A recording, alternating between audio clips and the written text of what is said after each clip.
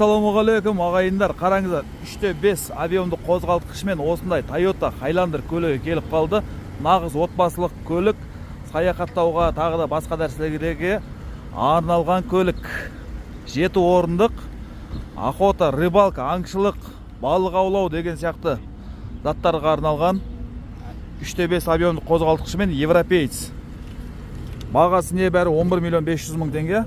Осындай кожаный салонда 3-ші ряд. Қараңыздар, Ева поликтарымен андай тағы да 9T полик бар. Сондай 260 мың ғана шақырым жүрген 2011 жылғы автоматта. Дәл осы көлікті немесе тағы да басқа көліктерді алғаш жарнасыз қарастырып жүрген болатын болсаңыздар, хабарласа берсеңіздер болады. WhatsApp номер профильда бар. Аманшылықта жолыққанша.